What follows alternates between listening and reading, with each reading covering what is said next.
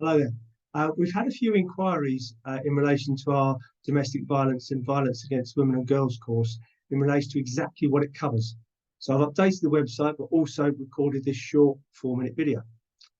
The targeted audience for this course are police leaders and violence reduction unit leaders working in this field, as well as analysts with responsibility in this area. There are 3 main parts to the course. Firstly, we cover the evidence so far.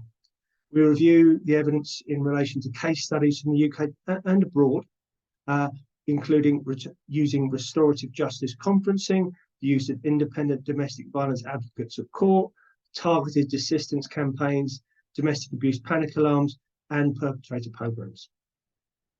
We also look at what works, where things have worked for some people in some contexts, but in others it hasn't.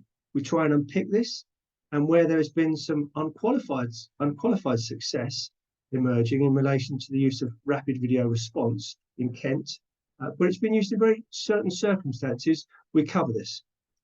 We take a deeper dive into the data around domestic violence and violence against women and girls to try and understand false hotspots and how to target limited resources in a smarter way. We look at opportunities to triangulate data using partners' data, and also the systematic flaws in police data by season, day of the week, time of the day, and also public place, private space violence. There's an example that we use as a really big false hotspot in the middle of the River Thames.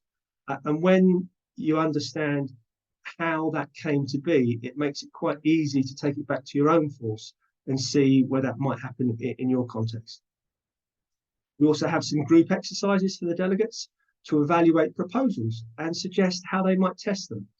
And we look at how we can improve performance now, what works in a domestic abuse risk assessments and what doesn't work. We look at the proactive use of solvability analysis to shape multi-agency responses and highlight areas of improvement where there is disproportionality of outcome, but also celebrate the successes. The third day of the course looks at what's promising.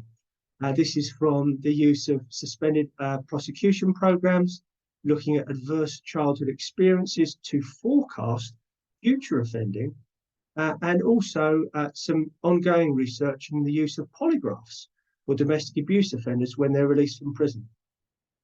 Plus, a very interesting bit of research led by Noel McHugh from the NCA, who's looked at the use of familial DNA profiling using some innovation around different modelling called likelihood ratios and Y chromosome shorthand and repeat, that potentially is able to unblock up to 20% of unidentified stranger rapes where there's a viable crime scene sample.